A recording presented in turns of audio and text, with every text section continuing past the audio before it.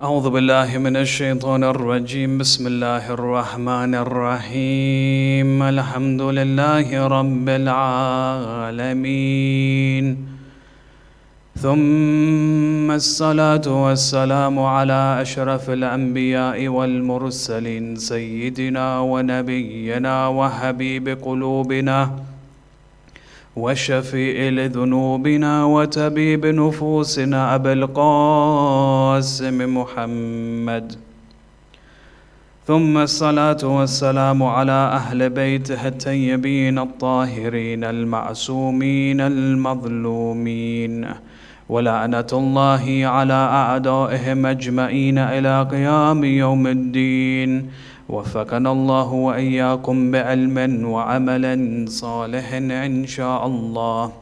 قال الله عز وجل في كتابه الكريم بسم الله الرحمن الرحيم ولقد آتينا لقمان الحكمة أن اشكر لله ومن يشكر فإنما يشكر لنفسه ومن كفر فإن الله غني حميد.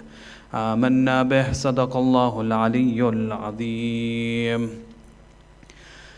Elders, brothers and sisters, Assalamu alaikum wa rahmatullahi wa barakatuh. First and foremost, we thank Allah subhanahu wa ta'ala for once again giving us the blessing to learn, to gain knowledge, to gain wisdom during these holy nights. May Allah accept your a'mal, may Allah accept all of our a'mal inshaAllah and our hajats during these nights. Our discussion, continuing from the previous nights, is surrounding the wisdom that Luqman imparts to his son. And these wise words have been embedded within the Quran. Something that Allah subhanahu wa ta'ala highlights to us as the followers of the Holy Quran, that these pieces of advice will never be forgotten. As long as the Quran is alive and as long as the Quran is there amongst mankind, these words and these words of Luqman will never be forgotten.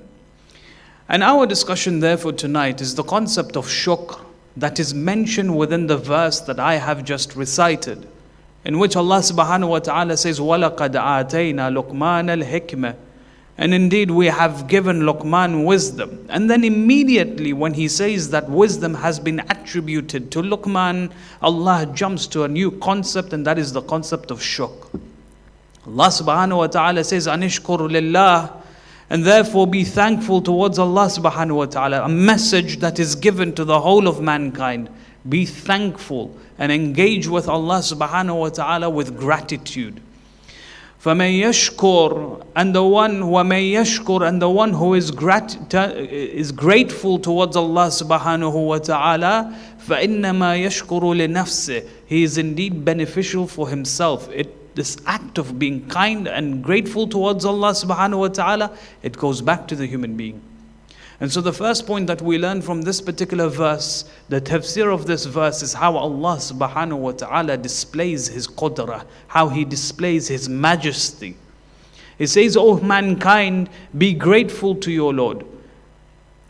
Engage with me through thankfulness, but know and understand that you being thankful towards me does not benefit me in any way whatsoever. It benefits you." In the sense that this idea or this concept is also spoken of and discussed when we speak about ibadah. When Allah subhanahu wa ta'ala says in the Holy Quran, for example, مَا خَلَقْتُ الْجِنَّ وَالْإِنسَ إِلَّا لِيَعْبُدُونَ, that I have not created the jinn and the ins except that they worship me. First fundamental question comes forward by the people is what? Is Allah in need of our worship?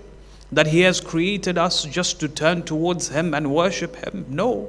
Whether we worship Allah subhanahu wa ta'ala or we disobey Him and we turn away from Him, it does not benefit Him, it does not make Him weaker, it does not make Him stronger at all. And this is in contrast to many of the beliefs held by many different religions in this day and age. That we need to join, for example, the camp of Allah subhanahu wa ta'ala, we need to join the camp of God to make Him stronger against the camp of Satan.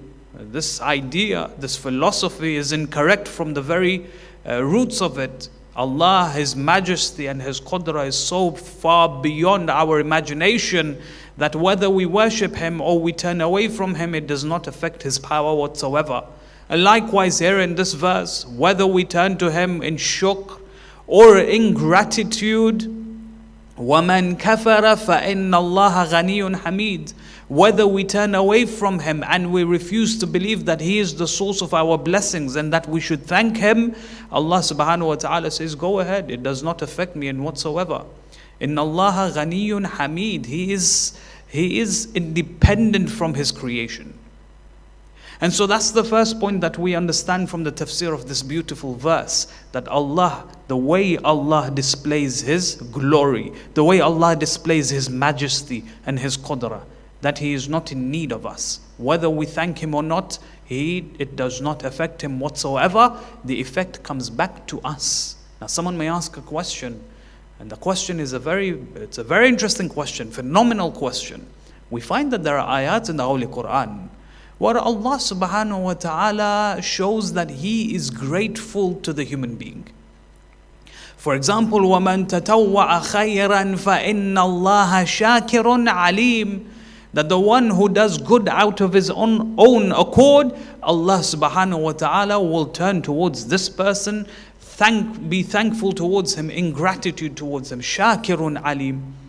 So what is the meaning that Allah subhanahu wa ta'ala is grateful? وَكَانَ اللَّهُ شَاكِرًا عَلِيمًا. For example, in a different verse, that Allah subhanahu wa ta'ala is grateful. The idea, the essence of gratefulness is that, number one, I have done something towards you and you have turned towards me in gratitude. That's the meaning of being grateful, or to show gratitude. What have I done to Allah that Allah is indebted to me, that He turns towards me in gratitude? The idea behind this was, when you refer to the different tafasir, from amongst them, the tafsir of Majma' al-Bayan of Allama Tabrisi, he mentions a beautiful point. He says that when Allah subhanahu wa ta'ala qualifies Himself to be grateful, when Allah describes Himself as a shakir, the one who is grateful, it means that He is the one who rewards. His thankfulness towards mankind is Him sharing His rewards, rewarding the person for the good that he's done. So when a person does good, when Allah rewards him, this is an expression of Allah being thankful. It's not the idea that I have favored Allah subhanahu wa ta'ala and therefore Allah is now indebted to me. No, it means that Allah merely rewards His creation. So this is the first point with regards to the tafsir of the verse in Surah Al-Luqman. The second point, which is a fundamental point, and the following points that build up from this first point, is that the concept of thankfulness is a reaction. To be grateful is a response, it's a reaction. It can either manifest itself through words, it can manifest itself through actions, or it can manifest itself through the heart. So let me give you an example. Think of something mundane, something insignificant. If I was to go to your home, for example, and you invited me, and you being the host, you presented me with a cup of tea or a glass of water, and I drink that, naturally I will turn towards you in thankfulness, and I will say to you, thank you. So this gratitude that is there within me will manifest itself either through words, to which I will say thank you for the glass of water or thank you for the cup of tea. Or, for example, it will manifest itself through my actions. I will buy you a hadiyah, I'll give you a hug, I'll shake your hand, I'll wave to you, whatever it is. That essence of gratitude, of gratification will come forward and presents itself, it will project itself through my actions. Or thirdly, it doesn't necessitate that this gratification is projected through my words or my actions, but rather from the bottom of my heart. My heart will turn towards you and I will show gratitude towards you. So you find that even for something as insignificant as being given a glass of water, I will naturally be thankful towards you for it. Now think of something big, something great. And the idea behind this is that you need to understand that every bounty that we have within our lives, there is a source for it. Something big that we have within our hands can be that of life. The fact that I exist, the fact that I have been given a choice to live in this world. When I look around, I see there are certain people who existed at one point in time, but they did not have the chance to come to this world. Many women, for example, who have miscarriages, unfortunately, may Allah give them the strength. You find that they, for example, those fetuses that were miscarried did not give or did not have the opportunity to live in this world. I find, for example, there are many children who lose their lives every day. I find that there are people younger than me that pass away out of tragedies or whatever it is that they pass away from. And I look at myself and I say that I have been given the gift of life, that I have been given the opportunity to live for so long. There are many who have not been given the same opportunity. So I find and I realize that this is a blessing from someone or something. If I am someone who doesn't believe in Allah subhanahu wa ta'ala or a higher supreme deity, then this is a fundamental question that I ask myself, that this life that has been given to me is a blessing in itself. And every blessing must have a source. So what is the source, or who is the source of the one who has given me life? And therefore, when you refer to the words of the theologians, they say a fundamental question that a person should ask is this question. Because this question allows you to move on and understand that there is a higher power that has given you this life. And it is therefore your own responsibility to go and search for who this higher power is. Our scholars came forward and said that life, the existence that we have in this world, is a blessing. And therefore, it has a source. And therefore, this source must have control over this blessing for it to give. And it must have power over this blessing for it to give. And it must also have this blessing so that it can give. And this is something fundamental, the core fundamentals of our theology that we ought to remind ourselves with. And so the ulama, when they came forward with the idea of shukr, they came forward and they said that shukr not only has fundamental benefits from an akhlaqi perspective, but it has fundamental benefits from an aqaidi perspective as well. That it strengthens our belief and our interaction with Allah subhanahu wa ta'ala. That's the second point with regards to this verse. The third point, which is equally important, is the idea and the law that is mentioned within the Quran, the law of preservation of the bounties that we have. You look at the idea of insurance. In this world, I work, I earn a living, I buy, I have a house, I have a family, I have, for example, many things that I furnish my house with. God forbid, na'udhu billah, something happens and I lose my house burns down, for example, my car is stolen, my furniture is stolen. Whatever happens, these tragedies usually tend to take place in our lives. We find that insurance helps us to recuperate from the damages. Insurance is like a plan B. If something was to happen to my property, then at least I am compensated. Then at least I can refer to something, I can refer back to a plan B. I can fall back to a plan B and move on with my life with ease. And that the losses that I incur in my life are not significant enough to bring a halt to my life. I can move on with my life through the idea of insurance. When you look at the human being, our lives are filled with bounties. When you look at the human being, we find that our existence is a makeup of many different areas, many different dimensions. We have the physical dimensions. When I look at myself physically, I have the blessing of sight, I have the blessing of hearing, I have the blessing of taste and smell. وَجَعَلَ لَكُمُ السَّمْعَ وَالْأَبْصَارَ وَالْأَفْئِدَةَ. As the Quran says, we have given you the sight and we have given you the power of hearing and we have given you the hearts, referring to the human being as a physical existent. Then you have psychological needs.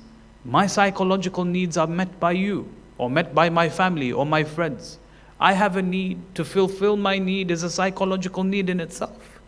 I am held with good respect. I am held I am seen as a good person in your eyes, in your understanding, that you have respect for me, you have dignity towards me, and I have dignity towards you. These are psychological needs that I have.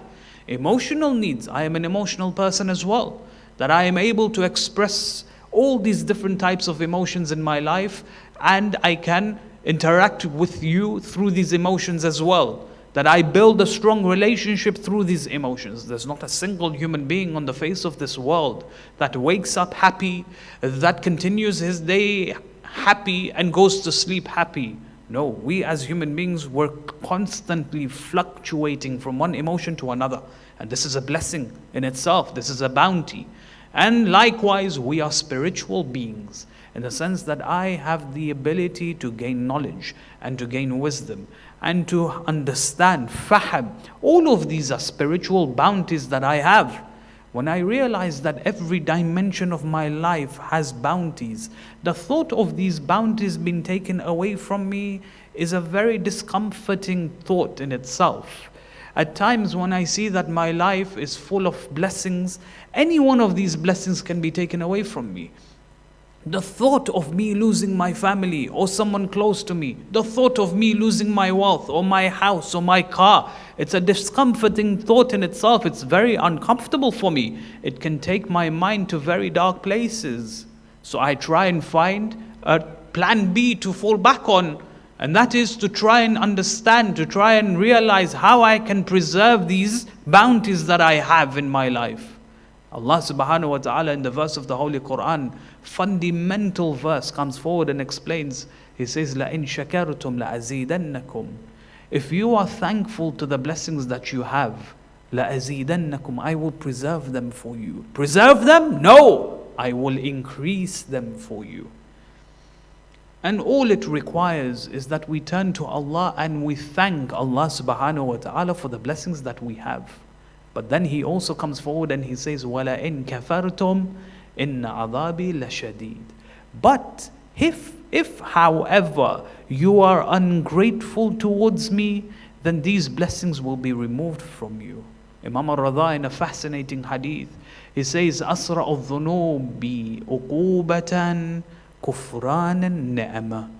That the fastest way in which a person receives the adhab of Allah subhanahu wa ta'ala is to show that you are ungrateful towards Him. It's to show that this person is ungrateful towards his Lord. Question: what are the different manifestations of kufran and ni'mah? Kufran and ni'mah is when a person removes Allah from the formula entirely. I am the cause of my wealth. I am the cause of my power. I am the cause of my fame. I am the cause of my success in dunya. It is not Him, tabaraka wa ta'ala, it is me. This was the mistake made by many people in history.